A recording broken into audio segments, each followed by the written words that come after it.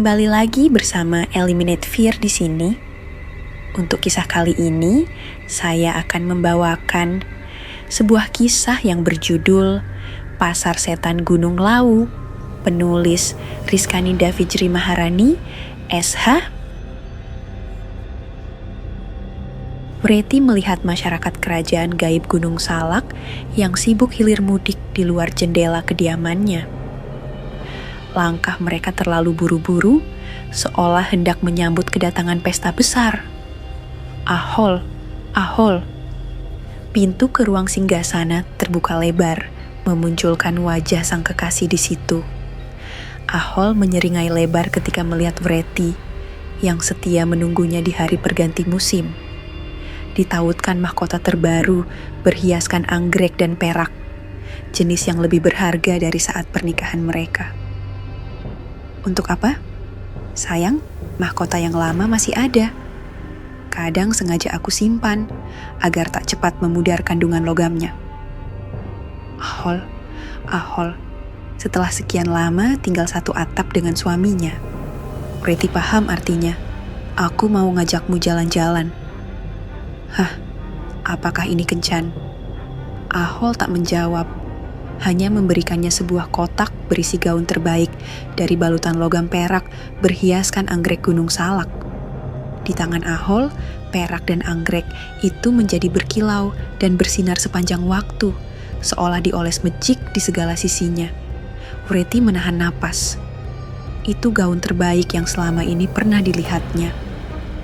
Ahol memang tahu cara menyenangkan istri dan membuatnya makin bertekuk lutut dalam genggamannya. Tak cukup sampai di sana, Ahol memberikannya kejutan yang lebih tak biasa. Apa ini? Sayang, Pegasus. Wreti kaget di halaman belakang istana gaibnya saat sebuah kuda putih bersayap menanti mereka dengan harap-harap cemas. Ahol, Ahol, kuda sembarani. Wreti tak bisa melanjutkan kata-katanya. Dia yang semasa kecil ingin naik kuda putih, kini harapannya lebih dari sekedar terwujud. Namun, sebelum dia sempat naik ke kuda terbangnya itu, dilayangkan pandangan pada sel besar yang berkarat di halaman depan. Bagaimana dengan Laros? Apakah dia akan baik-baik saja? Ahol, ahol, suara Ahol yang berisik hanya meneriakkan satu kata berulang-ulang. Tak ada yang bisa menerjemahkan apa yang dikatakannya, kecuali sang istri dan peneliti yang dulu pernah bertemu dengannya di suatu kala waktu. Sayangnya, peneliti itu tewas sebelum sempat mengabadikan bahasa Ahol ke dalam sebuah tulisan. Dia akan ikut naik kuda dengan para rakyat jelata. Oh, kupikir kita akan kencan romantis. Wreti tertawa. Dalam hatinya ada sedikit kekecewaan, karena ternyata mereka tak hanya menghabiskan waktu berdua, namun semua pengalaman baru ini membuat kekecewaannya sedikit terobati. Apa puncaknya masih jauh? Selvia, Rojali, Asep Supriyatna, Caikin, dan Pulung naik ke Gunung Lawu dalam rangka penutupan akhir tahun. Tahun ini, mereka naik bersama dua perempuan yang baru masuk ke klub pemburu misteri. Putri Selvia yang berpengalaman menaklukkan banyak gunung di Indonesia, dan Dinda Syafia, sang indigo kawakan. Sedikit lagi. Kita sekarang hampir sampai di pos 5. Perempuan yang diajak berbicara oleh Rojali itu sama sekali tak menghentikan langkah atau noleh ke belakang, seolah energinya tak terkuras sedikit pun. Padahal mereka belum juga beristirahat sejak dari pos 3. Mereka sisanya bermaksud mendirikan tenda di pos 4. Tetapi rencana itu langsung ditepis sepihak oleh gadis itu. Katanya, "Pak Mali, jika ingin pulang dengan selamat." "Pulung, apakah kau mau membeli daganganku?" Sebuah suara seperti tak asing digendang telinganya yang berbicara dari belakang, di antara tiupan angin yang membelah hutan. Pulung menoleh, mencari sumber suara. Dia merasa mendengar suara Laros. Laros yang selalu dirindukannya selama beberapa tahun terakhir. Namun, raganya seperti lenyap begitu saja, tertelan Gunung Salak. Upayanya untuk mencari Laros di tempat itu tak pernah berhasil. Bahkan, tim SAR pun menyerah Laros, desisinya. Putri Sylvia yang menyadari adanya keganjilan itu langsung berhenti mendadak. Pulung, ambil sesuatu di sekitarmu, cepat. Daun, ranting, apapun itu. Pulung menuruti ucapan pemimpin kelompok itu yang kini menggantikan posisi Rojali setahun belakangan. Maklum, pengalaman dan jam terbangnya jauh lebih banyak dari Rojali. Posisi Rojali kini tergeser sebagai wakil ketua. Diambilnya sebuah kerikil terdekat yang ada di kakinya. Suara itu tiba-tiba menghilang, tertelan angin gunung. Hei, Pulung, apakah kau mengenal perempuan itu? Dinda Syafira yang berjalan paling belakang dalam rombongan itu menahan langkah Pulung yang sudah berjalan mendahuluinya, menyusul teman-temannya. Walau langkah Pulung sedikit ragu, dia ingin sedikit lebih lama mencari keberadaan Laros yang dia yakini bukan halusinasinya. Siapa? Perempuan yang sedikit tomboy. Dia mengenakan setelan mantel dan sepatu gunung berwarna gelap. Dia punya tai lalat besar di bawah mata kanannya. Pulung memotong informasi itu dengan bergegas. Dinda Syafira mengangguk. Ya, dia menangis. Kini telah melihat ke arahmu, menggapai-gapai ragamu, tetapi tak bisa. Seperti orang kesurupan, Pulung langsung berteriak-teriak. Di mana dia, katakanlah, di mana dia, Dinda, diguncang-guncang tubuh teman indigonya itu. Dia sama sekali tak peduli bahwa gadis di hadapannya itu hanya perempuan bertubuh mungil yang bisa melayang ke tanah jika dihantam kekuatan lebih. Baginya, Laros adalah yang terpenting. Dinda menunjuk ke arah sudut tenggara, dekat pepohonan lebat. Di sana, tengah berjualan sesuatu, sepertinya pasar akan segera dimulai. Baru saja Pulung hendak menggapai sisi itu, seketika jari jemari Putri Sylvia mencekal tubuhnya ke belakang. Otomatis, membuatnya terjengkang mundur. Kekuatan Putri Sylvia bukan main-main. Jangan halangin kau, aku ingin dia. Aku ingin gadis yang kucintai kembali. Aku ingin Larosku kembali. Putri Sylvia dan Dinda Syafira menoleh bersamaan.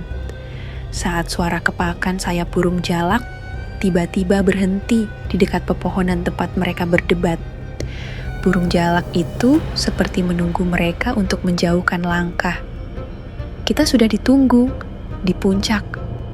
Kau beruntung, Pulung. Kedatanganmu disambut oleh para penguasa. Pulung tak mengerti akan maksud Putri Sylvia. Dia hanya menurut saja saat gadis itu menarik lengannya untuk melanjutkan perjalanannya.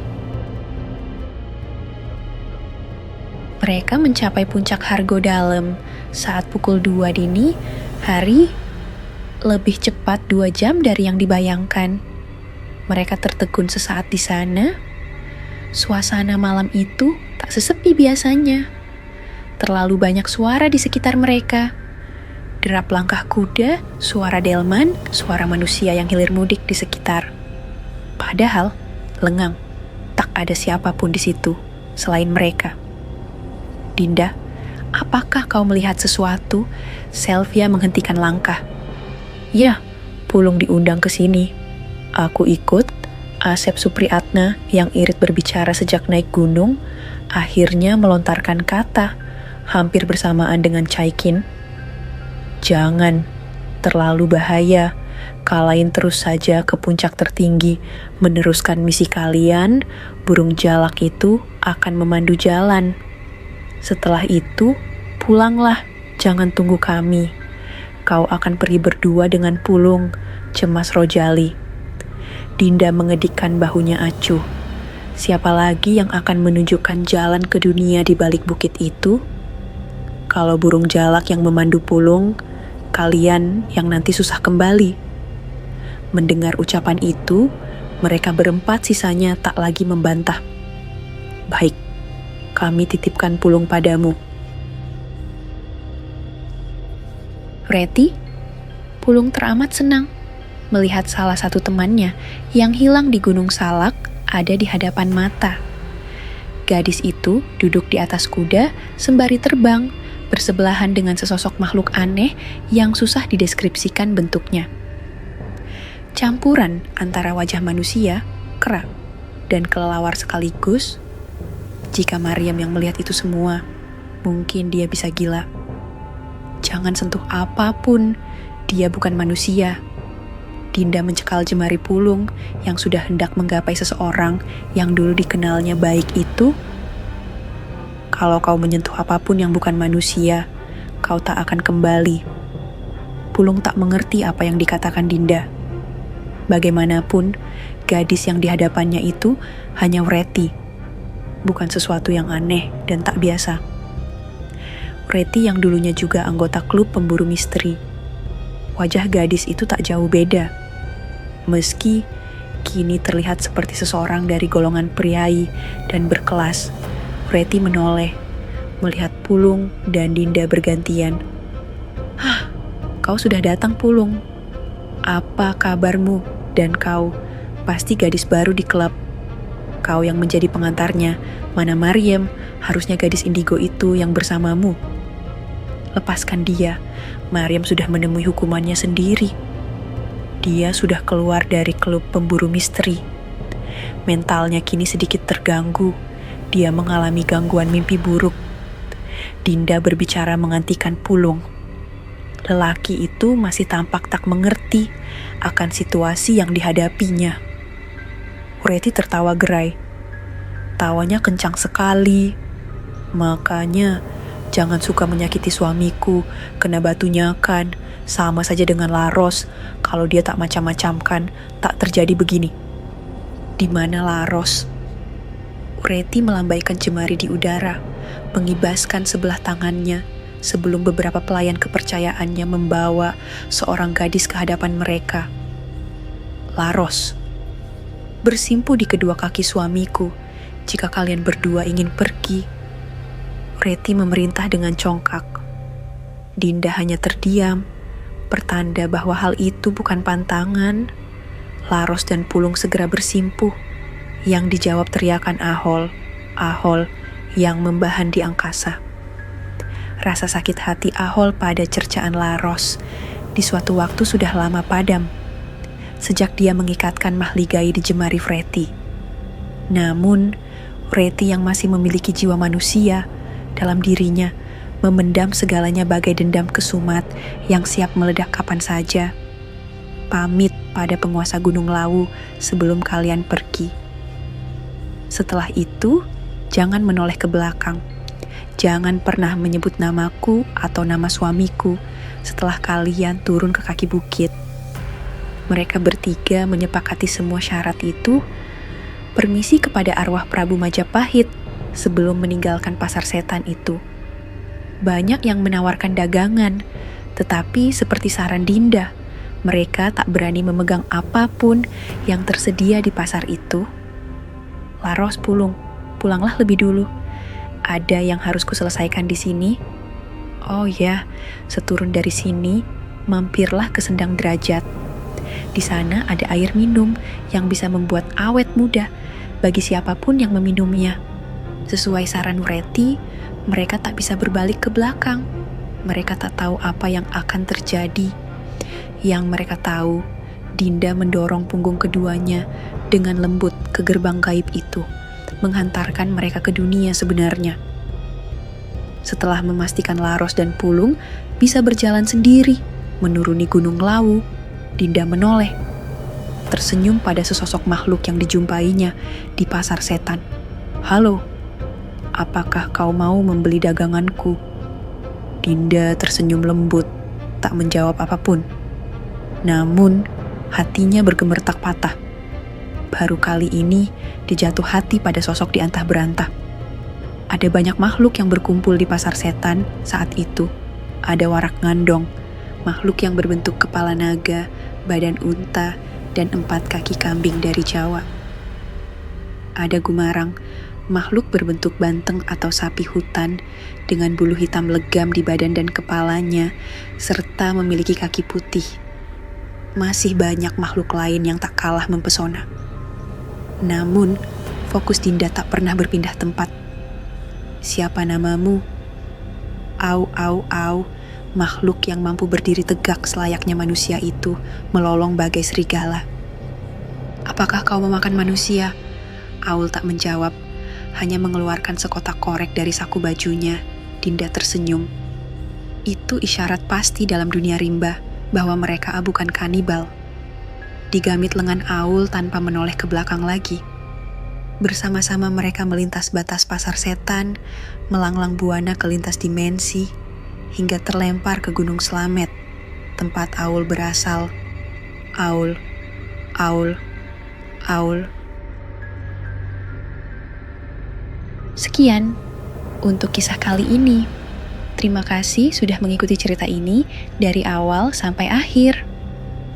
Kita ketemu lagi di cerita selanjutnya. Dan buat kalian yang baru bergabung, jangan lupa untuk like, share, komen, dan subscribe channel ini. Dan nantikan cerita horor lainnya hanya di Eliminate Fear.